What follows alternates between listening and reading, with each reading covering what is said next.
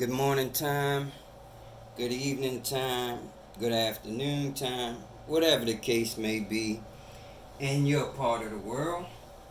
This is Crisscross and Wise, and today we're going to have a discussion about, do you want to have a fast bike or do you want to have the fastest bike? And the difference will save you tons of money. Okay? What are you really in this field for? Is this just a hobby to you, or do you want to get really serious about your bike? And you want to race, you want to win races, you want to bet money, you want to win money, you want to do it big. And in order to do that, you have to be a guy that's willing to do whatever it is necessary to manifest that. When it comes to racing, even the race car guys, those guys that do the quarter miles, the drag races, and do it in 8 seconds. They got the funny cars, or the souped up alcohol cars and all that. Those guys are basically running their engines to blow, meaning they have maxed out everything. If an engine block is supposed to be capable of 400 horsepower, they're getting 2,000 horsepower out of that motor, because they have everything maxed out to the extreme in order to do a burst race.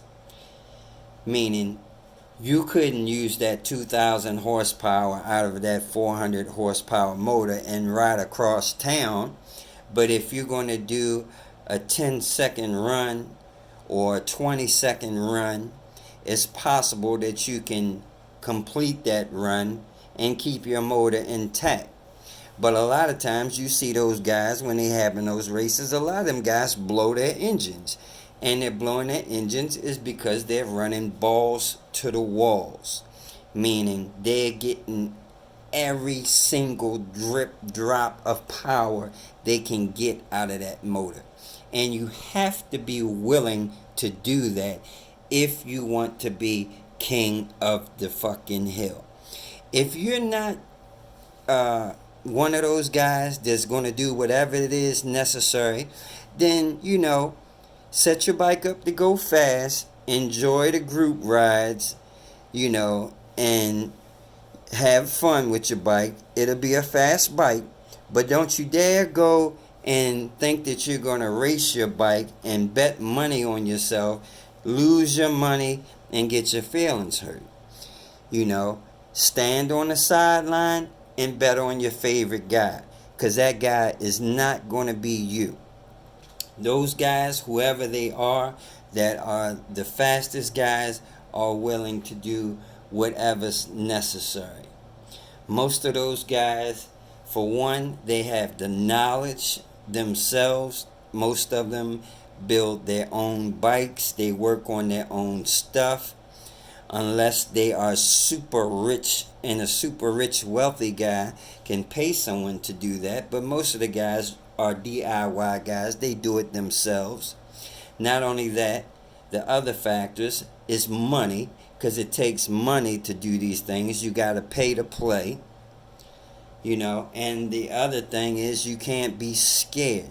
If you're one of those guys that always ask the question from your buddy, is this going to blow my motor? Am I going to blow up my controller? Does this hurt my batteries? You're not that guy. You're not going to be that guy. Like I said, put a Saviton 72150 and a QS205 on your bike and be happy. You're going to have a fast bike. But you're not going to be the fastest guy. So Like they say, when the big dogs is running, the little dogs stay on the porch. And, unfortunately, that's just what it is. You stay on the sideline, you take your bet, bet on who you think the fastest guy is, but that's not going to be you. It's never going to be you. And that's just the way it is.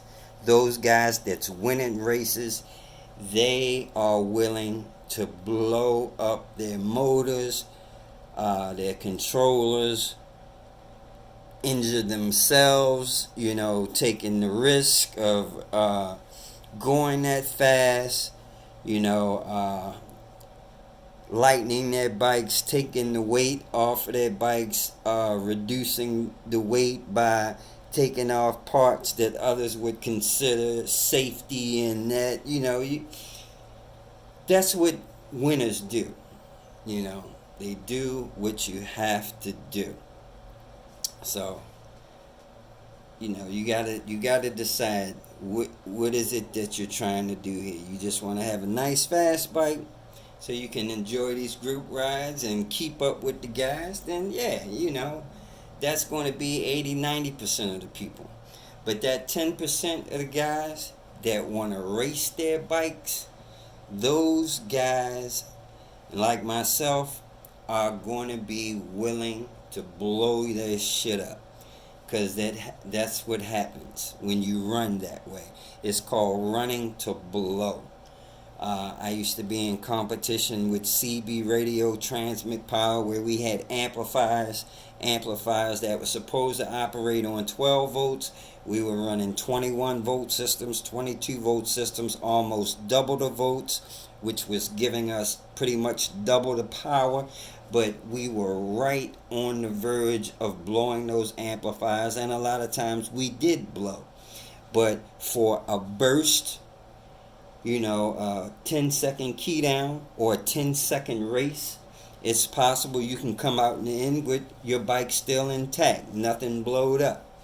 But the winner, those guys that's going to be doing the winning, they're going to be doing stuff that everybody else is too scared to do. Like, they're not going to be running 72 volt systems. That's what everybody has. Those guys that are winning, they're going to be running 96 volts, 108 volts, 120 volts, 128 volts. You have to do the extreme if you want to be the fastest guy on the field. It's called being the king of the hill. And the king of the hill is going to do whatever it takes to throw your ass back down to the ground.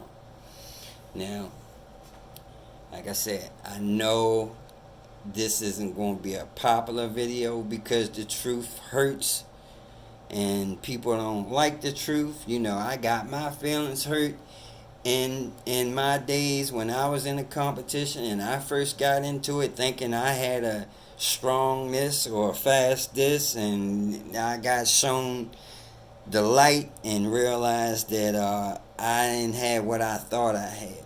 So that's all I'm saying, is if you want to come out with the big boys and you want to race, you want to have the fastest bike, you got to be willing to do these things. I also want to talk about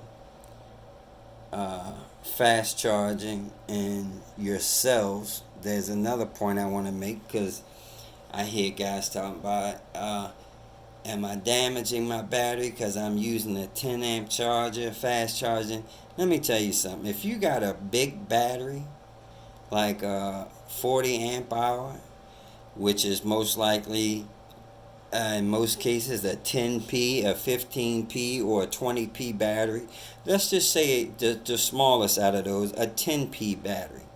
If you're charging with a 10 amp charger and you have 10 cells in parallel, that means each one of those cells is only getting 1 amp.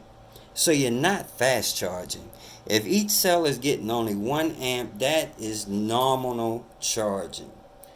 If you have a 20p battery, that means they're only getting 500 milliamps per cell. So if you thinking you're fast charging because you got a 10 amp charger on a big old battery, no, you are not fast charging. That's just normal charging. You put a 30 or a 40 amp charger on there, then yeah, maybe you're fast charging then. So stop worrying about, am I hurting my battery? No, you're not hurting your battery. Uh, you got to realize that when you discharge your battery, if you're worried about heat, when you discharge your battery because you're out there going fast and you're pulling a whole lot of amps through those cells, those batteries are getting extremely hot. A lot of you don't even notice that your batteries are getting extremely hot. But go out there and ride hard, and then take the cover off your bike, and or use a thermometer and see how hot that battery is. You know, so just understand that if you're a scared guy or a guy that's worried about damaging your equipment or whatever, you know, just have a fast e-bike and call it a day. But leave the racing to the guys that's bout it. Right now, I still consider my bike to be stock. You know, it's ready to be modded fast because I have a big motor that's capable of a lot of power. But am I running a lot of power through it right now? No, I only have a 72 150 on it right now, and just a normal battery, 72 volt.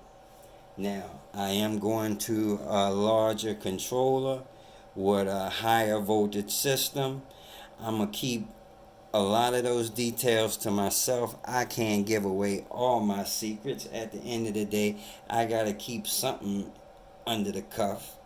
But just know that when I come out there and I say I'm ready to race and that my bike is ready, best believe that my bike is ready. And right now, it's not ready. It's far from ready. Yeah, it's fast, but it's just basic, normal fast. So, once I put some watts in that UFO that I got on that back wheel, then yeah, we should be good to go. But anyway, guys, that's it. Take it easy. Take care. This is a Crooked Finger Productions. Just want to let y'all know that you want to beat a man, you got to beat the man. And the man is going to do whatever it takes to win. And that's what I'm going to be doing. Whatever it takes. So y'all take it easy. Take care. Deuces. This is a Crooked Finger Production. And we out.